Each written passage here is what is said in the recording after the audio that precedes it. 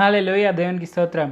దేవుడైన యేసుప్రభు వారు ఈరోజు మనకు పరిశుద్ధ గ్రంథం నుంచి ఇస్తున్న వాగ్దానము నిర్గమకాండం 10వ అధ్యాయం మొదటి 2 వచనాలు. కాగా యెహోవా మోషేతో ఫరో యొద్దకు వెళ్ళుము, నేను యెహోవానని మీరు తెలుసుకున్నట్లును నేను చేయు సూచక్రియలను ఐగుప్తీయుల ఎదుట కనపరచుటకు నేను వారి ఎడల జరిగించిన వాటిని వారి ఎదుట కలుగజేసిన సూచక్రియలను నీవు నీ కుమారునికి ప్రచురం చేయునట్లును నేను అతని హృదయమును అతని సేవకుల హృదయములను కఠినపరిచితినెను. సో మనం ఈ వచనాలు కనుక మనం చూసుకుంటే ఇక్కడ మనకు క్లియర్గా అర్థమవుతుంది మనకు ఎలాంటి పాస్ట్ ఉన్నా కానీ. సో ఇక్కడ మనం ఈ వచనం కాంటెక్స్ట్లో చూస్తే దేవుడైన యెహోవా వారు ఎలాంటి సూచక్రియలు చేశారంటే ఇజ్రాయేలీలకు వాళ్ళకున్న హారిఫిక్ పాస్ట్ అంతా వాళ్ళకి అదంతా పోయి వాళ్ళకు ఒక గ్రేట్ ఫ్యూచర్ అనేది వచ్చేలాగా మార్చేంత గొప్ప అద్భుతాలు. సో అవి మనం ఇది గుర్తుపెట్టుకోవాలి. సో మనం చూసుకుంటే దాదాపు 400 years వాళ్ళు ఐగుప్తీయుల దగ్గర బానిసలుగా జీవించారు. ఆ తర్వాత వాళ్ళ దగ్గర ఉండే ఆ వెల్త్ అంతా పోయి ఐగుప్తీయులకు చేరింది.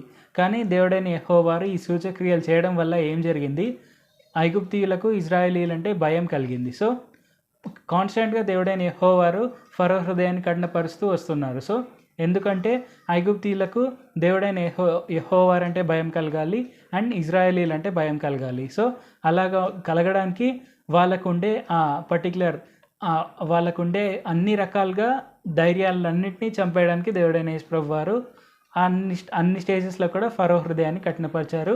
అట్ లాస్ట్ వాళ్ళందరికీ వాళ్ళ తొలి కుమారులను చంపేయడం వల్ల, వాళ్ళ జ్యేష్ఠ కుమారులను చంపేయడం వల్ల వాళ్ళు ఓడిపోయారు. సో వాళ్ళ మొండితనం అనేది పోయి వాళ్ళు ఇజ్రాయేలీలను విడిపించేశారు.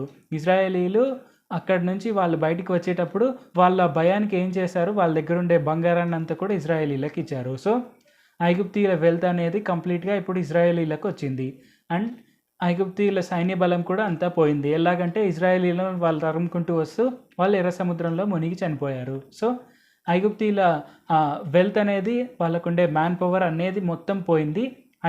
ఇజ్రాయేలీలకు ఎలాగైనా మ్యాన్ పవర్ ఉంది అండ్ ఇప్పుడు ఇజ్రాయేలీలకు అక్కడ గోల్డ్ అనేది కూడా వచ్చింది. సో ఆ వెల్త్ అనేది కూడా వచ్చింది. సో ఇప్పుడు కంప్లీట్గా పారాడైమ్ అనేది షిఫ్ట్ అయింది.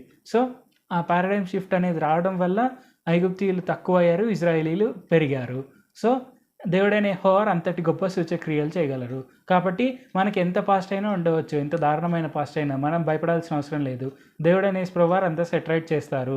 ఎలాగైతే ఎంత గొప్ప సూచక్రియలు చేస్తారో అది వాళ్ళ తరతరాలు వాళ్ళు చెప్పుకుంటున్నారు అండ్ ఇన్ఫ్యాక్ట్ ఇప్పుడు మనం కూడా డిస్కస్ చేస్తున్నాము అంటే అంతటి గొప్ప ఆశీర్వాదాలు దేవుడైన యేసుప్రభు వారు ఇచ్చారు కాబట్టి, అంత గొప్ప సూచక్రియలు దేవుడైన యేసుప్రభు వారు చేశారు కాబట్టి తప్పక ఇది మనం గుర్తుపెట్టుకొని మనము తప్పక మనకు కూడా ఆయన అంత గొప్ప సూచక్రియలు చేయడానికి క్యాపబులే అండ్ మన కోసం కూడా అలాంటి సూచక్రియలు చేస్తారు అనేది మనం నమ్ముతూ మనం దేనికి భయపడక ముందుకు సాగాలి. ప్రార్థించుకుందాం. పరిశుద్ధ జీవాధిపతి జీవంగల దేవ యేసయ్య, మాకు ఎంతటి హారిఫిక్ పాస్ట్ ఉన్నా కానీ మీరు దాన్ని గ్రేట్ ఫ్యూచర్గా మార్చగలరు అని తెలియపరిచినందుకు వందనాలు తండ్రి. ఇది మేము గుర్తుపెట్టుకొని మీరు మాకు ఇచ్చిన ఈ గొప్ప ఎగ్జాంపుల్ని కూడా మేము ఎప్పుడు గుర్తు చేసుకుంటూ తప్పక మేము ధైర్యం గల వారిగా జీవించేందుకు సాయం చేయండి. నజరేయుడైన యేసు నామములో ప్రార్థిస్తున్నాం తండ్రి. ఆమేన్. Thank you Jesus. దేవుడు మిమ్మల్ని ఆశీర్వదించును గాక.